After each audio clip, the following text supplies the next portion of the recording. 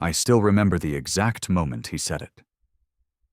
We were standing by the coffee machine at work, the smell of burnt espresso lingering in the air, and the fluorescent lights above us casting this sterile glow that made everything feel colder than it should have. I had just wrapped up a presentation that, honestly, I thought went pretty well. I even got a nod from Sarah in HR. She never reacts to anything. But my dad? He didn't even look at me. He stirred his coffee with this bored, mechanical motion, then glanced sideways like he was about to deliver weather updates. And then, flatly, he said, "You'll never get a promotion with that attitude." Just like that. No context, no feedback, just a judgment, a sentence, dropped like a hammer without even the courtesy of looking me in the eye. For a second, I just stood there, the heat from my own mug warming my palms, but the rest of me, frozen. My chest tightened, my mind scrambled. What attitude? What did he even mean? I wanted to ask. I wanted to push back. But I couldn't, because this wasn't just someone at work. This was my dad, the man whose approval I had quietly chased since I was old enough to understand what pride looked like on someone's face. And it had never, not once, been directed at me. He finally looked up from his cup. His eyes met mine, but there was nothing behind them. No warmth, just that usual mix of mild disappointment and smug certainty, like he already knew the rest of the story and was just waiting for me to catch up. My throat felt dry. My fingers tightened around the handle of the mug. I could hear the low hum of the vending machine beside us, the quiet clinking of a spoon being dropped into the sink nearby, like the world kept moving while I stood still in this small, suffocating moment. And then, I smiled. I don't even know why I did it. Maybe to hide how much it stung. Maybe to prove I wasn't crushed, even though deep down I was. And I said, "We'll see." Just 2 words. That's it. But in that moment, it felt like a rebellion. Like I'd pulled a pin from a grenade and dropped it between us. He blinked, surprised. Maybe because I didn't argue. Maybe because, for once, I didn't shrink. I turned and walked away, heart pounding in my chest, each step feeling heavier than the last.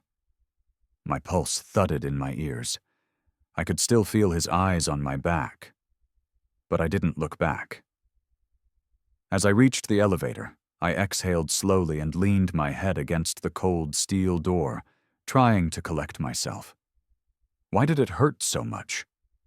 Was I really still that kid who just wanted his dad to say, "I'm proud of you"? I had done everything by the book, stayed late, volunteered for the grunt work, mentored interns, built relationships across teams. I never asked for shortcuts, never expected favors.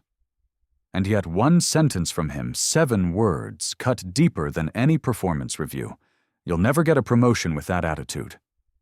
I repeated it in my mind like a cruel mantra as the elevator dinged open and I stepped inside. The mirrored walls reflected back someone I barely recognized. My jaw was clenched, my eyes hard. Something inside me had cracked, not broken but shifted. For the first time, I wasn't thinking about proving him wrong just to get his approval. I was thinking about proving myself right, showing me that I had what it took. That smile I gave him, it wasn't just defiance, it was the beginning of something. A quiet decision, a seed planted. "We'll see," I'd said. And I meant it, because in that moment, I stopped waiting for his validation, and I started writing my own story. Let me back up for a second, because you need to understand the full picture. Working at the same company as my dad wasn't exactly a dream come true. It was more like a slow, uncomfortable accident that neither of us admitted out loud.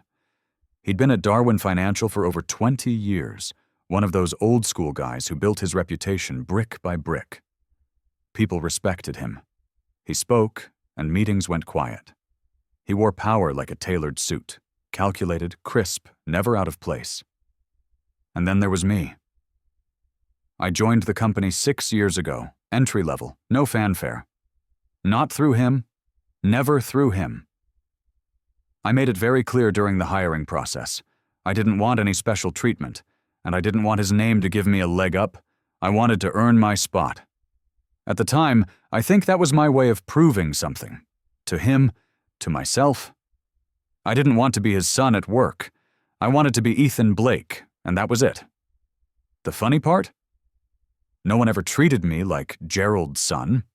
If anything, they seemed confused we were even related. My co-workers used words like empathetic, approachable, and quietly competent. None of those were words people used to describe him. He was known for results, yes, but also for being sharp-edged. You never left a meeting with him feeling warm. You left feeling corrected. We weren't close. Not really. Even growing up, there was always this gap. Like I was a project he didn't quite know how to manage. He coached my little league team once. Just once. Spent most of it on his phone or criticizing my swing. My mom used to say he didn't know how to show love unless it looked like tough lessons. Maybe that's why I kept trying to earn it. At work, we mostly stayed in our lanes. Different departments. We'd pass each other in the halls sometimes. A nod, maybe a quick morning. If we ended up in the same meeting, he kept it professional. So did I. But there was always this underlying tension, like a low hum just beneath the surface. I could feel it, even when he wasn't speaking, especially when he wasn't speaking. The thing is, I loved my job. I genuinely did. I liked solving problems, coaching younger analysts, finding smarter ways to do things. I wasn't flashy, but I got results. I worked hard, not for recognition, but because I believed in what I was doing. But there's something else I need to be honest about. For a long time, I was stuck in his shadow. Not because he put me there exactly, but because I let myself believe that's where I belonged. I measured my success by how he might see it. Every achievement felt incomplete without some kind of nod from him. I'd walk into a meeting knowing I'd crushed a project, but still catch myself glancing at his expression. Was he proud? Impressed? Most of the time, I got a shrug. Or silence. And that silence? It was the loudest part of our relationship. That's why that moment by the coffee machine hit harder than I expected. It wasn't just criticism. It was confirmation of every fear I'd quietly buried. That he didn't see me, that he didn't believe in me, that maybe, no matter how hard I tried, I'd always be not enough. But here's the thing about hitting emotional rock bottom. It makes things very clear. I didn't want to climb up to his standards anymore. I wanted to rise on my own. That smile I gave him, that small, stubborn, "we'll see," wasn't just for him. It was a line in the sand, a warning shot, a promise. And deep down, I think he knew it. The tension didn't explode all at once. It built like pressure in a sealed room. Quiet, steady, invisible to everyone but me. After that coffee machine moment, I couldn't unhear his words. They looped in my mind every time I sat at my desk. You'll never get a promotion with that attitude. His voice clung to my thoughts like static. Even when I focused, even when I was productive. Part of me was still asking, is he right? But the company didn't stop moving just because I was questioning myself. Within a week, word started to spread about a major shakeup coming to the department. New leadership structure, some promotions, possibly a merger of teams. Nothing official, but enough whispers to raise blood pressure. People were suddenly friendlier, staying late, volunteering for extra projects. It was like watching a room full of chess players all start repositioning their pieces, carefully, strategically. And that's when I found out. There was a new team lead position opening. Not just any role, it was a pivotal one. A hybrid of operations and analytics, overseeing cross-functional teams with a direct line to the VP. It was the kind of role that changed your whole trajectory, and both my name and my dad's had come up for it. I found out by accident, overheard it in a conversation between two directors near the elevators. I wasn't supposed to know yet. But there it was. Me and him, unknowingly being measured against each other. Father and son, employee versus legend. I remember standing there, frozen for a moment, pretending to check my phone while my heart pounded like a drum. My palms were sweaty. The air felt thinner. He doesn't even know I'm in the running, I thought. And the worst part? I'm not sure I want him to. It wasn't just about the job anymore.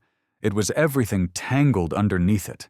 Our history, the distance, the quiet rivalry neither of us ever said aloud, but both felt like a burn beneath the skin. Suddenly, every interaction with him at work felt laced with electricity. Even his silence felt heavier. We were both circling something we didn't want to name, and yet it was there. Present in every brief glance, every hallway encounter. He started becoming more visible, hosting more meetings, taking credit for things I knew were team efforts. I could feel his grip tightening. Maybe he sensed it too. Maybe he knew we were on a collision course. One Friday afternoon, I walked into a meeting he was leading. It was tense. Budget cuts, staffing changes, tight deadlines. I spoke up, suggested a pivot that would streamline costs without cutting people. It was a solid idea. My teammates nodded. Even the finance director looked intrigued. My dad didn't even acknowledge it. He moved right past me, redirecting the conversation as if I hadn't spoken at all. I sat there blinking. My jaw clenched. My fingers tightened around the edge of the table. I could feel my ears burning. But I didn't push. Not then. Instead, I made a decision. If I was going to compete for that role, it wouldn't be through politics. It wouldn't be through noise or chest puffing. It would be through results, through actions, through being the kind of leader I knew I already was. I wasn't going to play his game, I was going to play mine.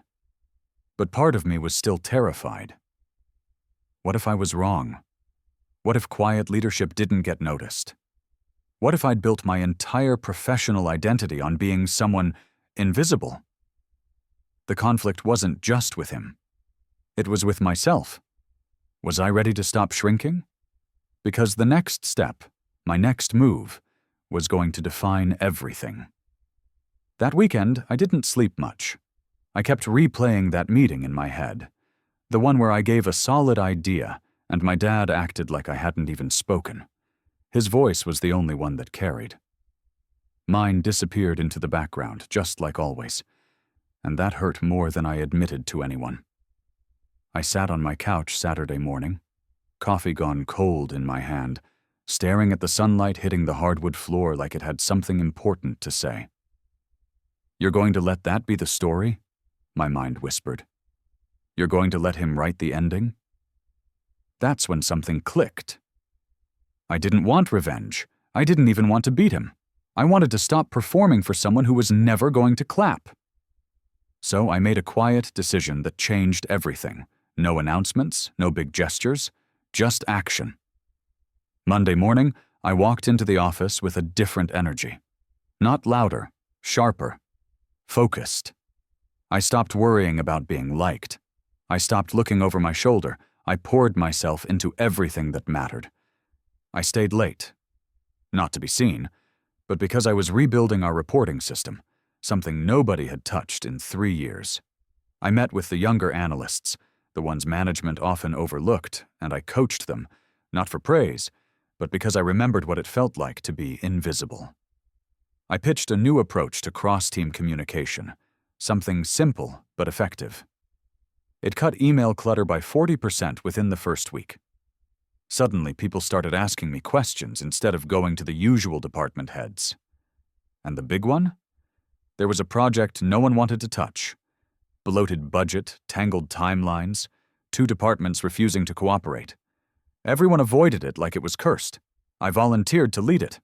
I remember the HR director raising an eyebrow during our check-in. "That's a pretty big hill to climb," she said. I just nodded. "I'm not afraid of uphill." And I wasn't. For the first time, I wasn't trying to be impressive. I was trying to be useful, reliable, clear, everything I wished leadership would be. A week turned into 2, then 3. And slowly, something shifted. People started looping me into meetings without being asked. I noticed more senior staff CCing me when tough decisions were being made. One morning, I walked into a budget review meeting and found the seat at the head of the table empty. Until someone said, "Ethan, that's yours." It hit me harder than I expected. Not because I needed the recognition, but because I hadn't asked for it. I'd earned it. And my dad? He noticed.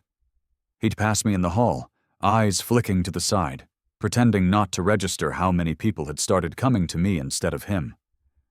One afternoon, I saw him pause outside a conference room while I was presenting.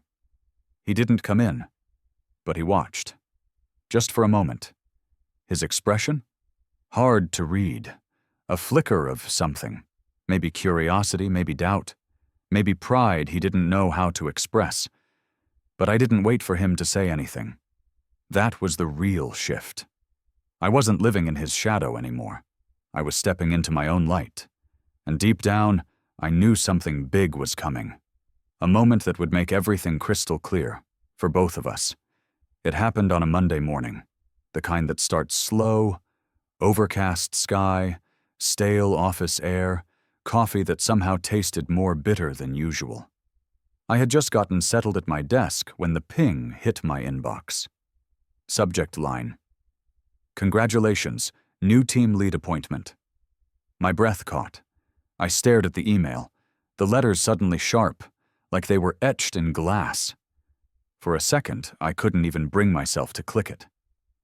My fingers hovered over the trackpad, my heart pounding in a rhythm that felt far too loud in the quiet office. Is this it? Is this actually happening? When I finally opened the message, my eyes scanned the first line, and everything around me went silent. "We're pleased to announce Ethan Blake as the new Strategic Operations Team Lead, effective immediately." I blinked. Reread it. Felt my body sink back in the chair as the words landed like a wave, washing over weeks, no years of self-doubt. My hands trembled just slightly as I gripped the armrest. I looked up, the soft hum of the office buzzing back into my ears, like someone had turned the volume back on. This wasn't a dream. It was real. But the surreal part? My dad wasn't in his office. He was standing 2 desks away, reading the same email on his screen. Our eyes met. His face didn't change right away. It stayed blank. His expression neutral, unreadable, like he was trying to process it in real time. But then, there it was. That flicker. His jaw tightened, just for a second. His eyes darted back to the screen, then to me again. There was no anger, no congratulations either. Just something tight. A wrinkle between his brows that hadn't been there before. Surprise. He didn't expect it. He hadn't seen me coming. And I think that bothered him more than anything else, that I hadn't needed his help, his approval, or his direction. That I'd climbed, quietly, while he stood still. Someone clapped behind me. Then another voice chimed in. "Congrats, man!" Well deserved. A few more people followed. One of the analysts I'd mentored grinned at me from across the room. "Knew it," she mouthed. But my dad? He didn't move. He just stared at the email a moment longer, then calmly walked back to his office, closing the door behind him. I can't lie. Part of me wanted him to say something. Anything. Even if it was criticism. At least it would have been real. Instead, I sat there, riding the strangest wave of emotions. Pride, yes. Relief, validation. But also, grief. Because in that moment, I realized something heartbreaking. He didn't know how to be happy for me. This wasn't just about a promotion.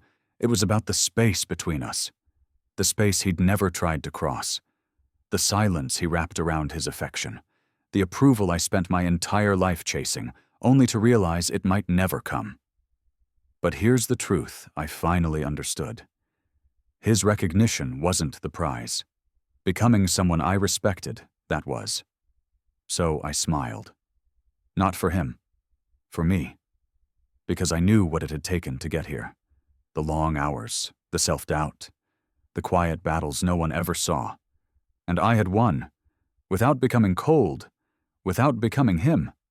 Later that day, I passed him in the hallway.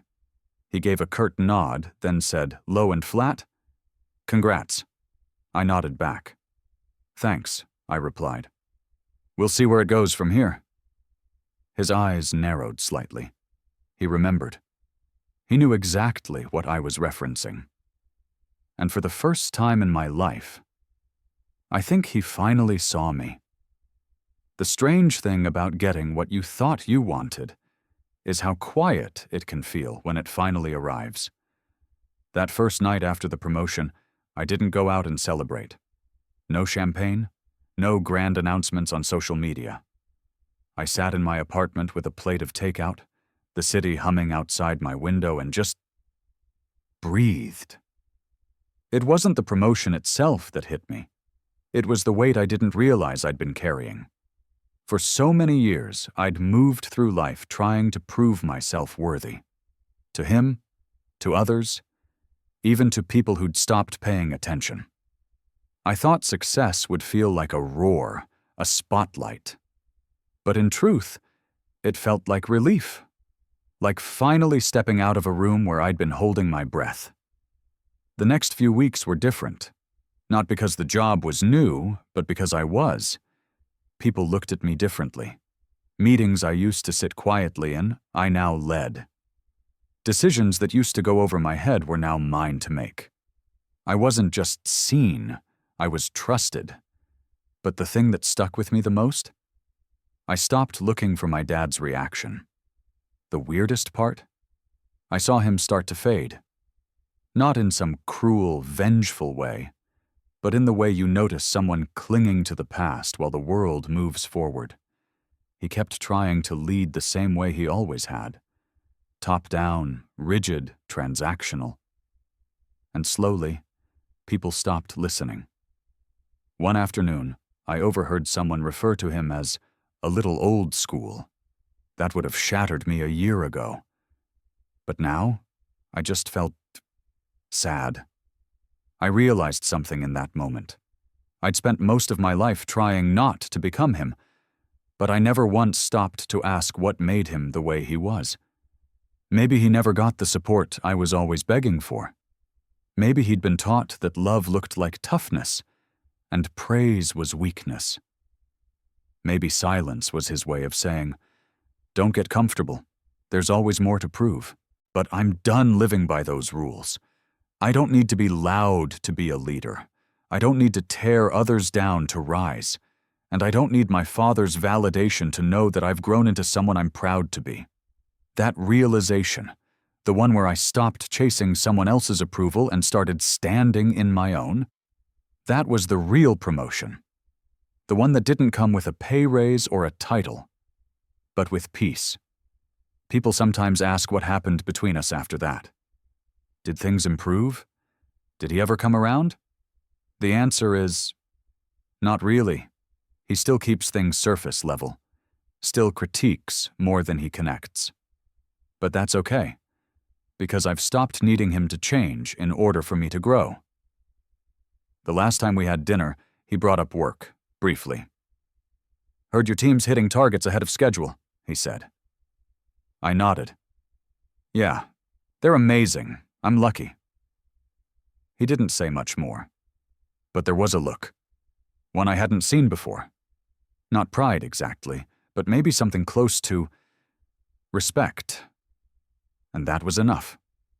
So if you've ever been underestimated, by a boss, a parent, a friend, if you've ever been told you're too quiet, too soft, too not enough, I want you to hear this. You don't have to change who you are to rise. You just have to stop waiting for permission, because the people who tell you you'll never make it are often the ones too afraid that you will.